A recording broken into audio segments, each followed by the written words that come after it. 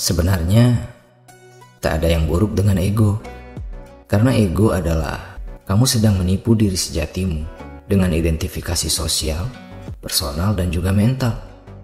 Kesadaranmu terperangkap dalam selera. Kamu memerangkap mentalmu dalam imajinasi dan memori. Saat-saat seperti itu, bagiku justru adalah saat yang paling konyol. Secara tidak langsung, orang-orang yang terikat pada intelektualitasnya sedang membatasi logikanya sendiri. Sulit menerima kebenaran spiritual yang tidak terbatas itu. Nasibmu tak ada hubungannya dengan Sang Pencipta, yang mana artinya makin menjauh kamu dari kesadaran sejatimu, kesadaran murnimu. Sobat bijak, ego adalah pengikat keakuan. Sebenarnya, tak ada yang buruk dengan ego. Karena ego adalah salah satu bentuk dari kecerdasan kita. Fungsinya ialah memperkuat kepribadian, membuat kita memiliki pendirian, ketegasan, kebulatan tekad, atau kemantapan dalam berkehendak yang akan sangat berguna dalam proses keberlangsungan hidup kita dalam bermasyarakat dan berperadaban. Seperti saat kita memiliki suatu tujuan, egolah yang menumbuhkan kegigihan. Tapi itu kalau kita bijaksana dalam bersikap dan menjadi sang pemegang kendali.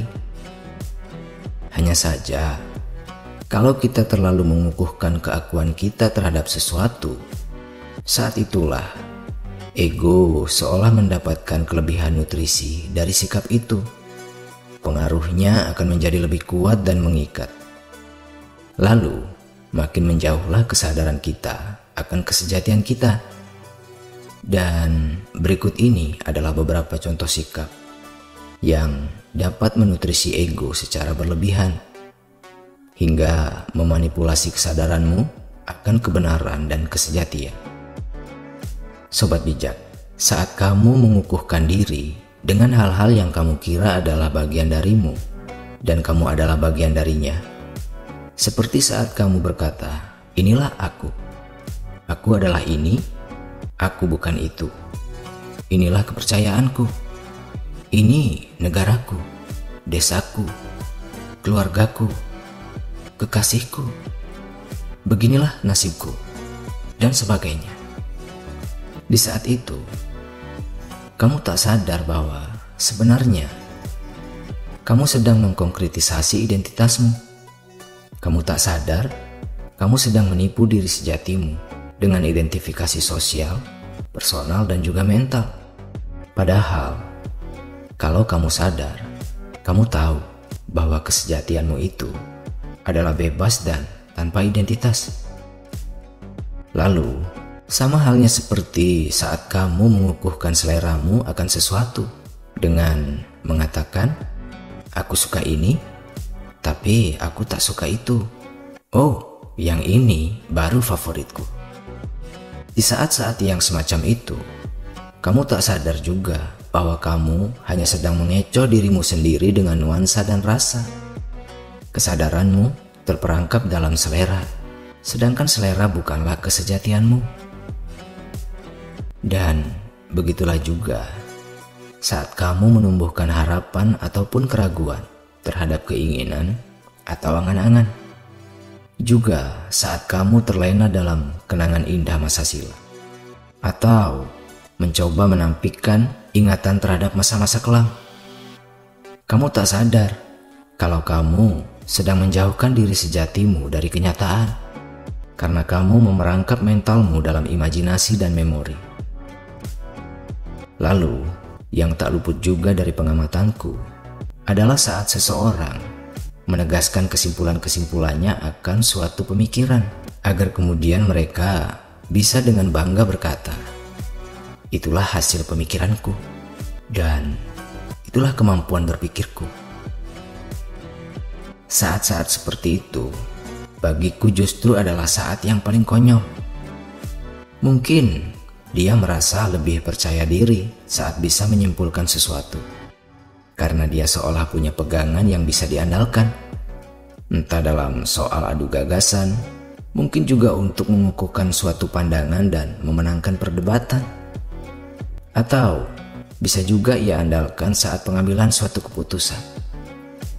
Padahal kebenarannya adalah kesimpulan itu juga berarti batasan. Iya kan?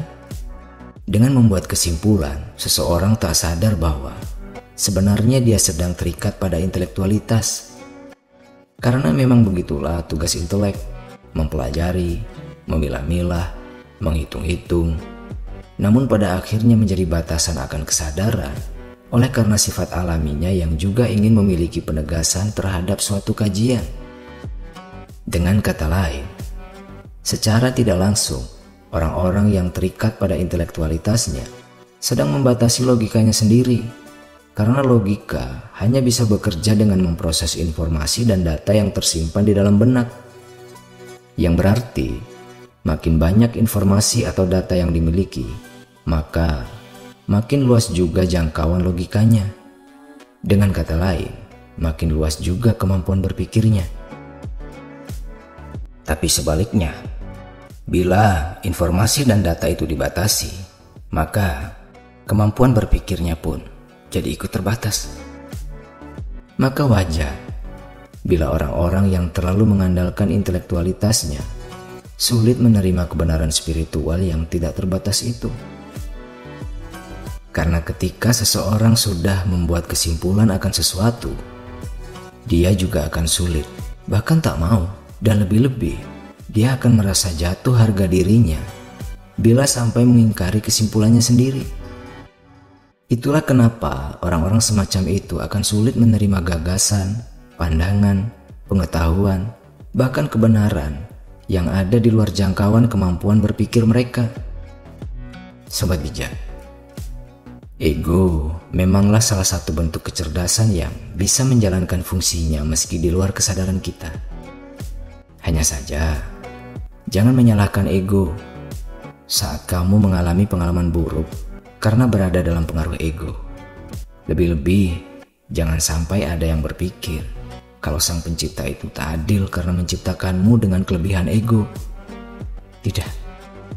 Tidak ada yang salah dengan ego, apalagi keadilan sang pencipta. Nasibmu tak ada hubungannya dengan sang pencipta. Semua yang terjadi padamu adalah hasil dari perbuatanmu, baik yang kamu sadari ataupun yang tidak kamu sadari. Seperti saat berada dalam pengaruh ego, itu terjadi karena kamu mengabaikan pengendalian diri. Saat kamu terlalu nyaman dalam kesan kebanggaan, harapan, kenangan, keenakan, dan segala bentuk kenikmatan hasrat dan syahwat lainnya, saat itulah kamu tak sadar sedang menutrisi ego secara berlebihan, sehingga ego itu berubah menjadi racun bagi mentalmu sendiri. Sobat bijak, saat kamu melakukan kesalahan, saat hal-hal buruk terjadi padamu, tapi kamu selalu mencari kambing hitam untuk menjaga gengsimu, maka saat itu makin kuatlah egomu dan makin terikat juga kamu pada keakuanmu. Dengan begitu, dalam hal kesejatian hidup, kamu akan sulit berkembang karena kamu akan makin terikat pada kesadaran jasmani dan duniawimu, yang mana artinya makin menjauh kamu dari kesadaran sejatimu, kesadaran murnimu. Sobat bijak, bila penting bagimu untuk meningkatkan spiritualitasmu alias kesadaran rohanimu, maka kuatkanlah kendali dirimu dan milikilah kendali atas egomu. Terima kasih sudah menyimak dan sampai jumpa.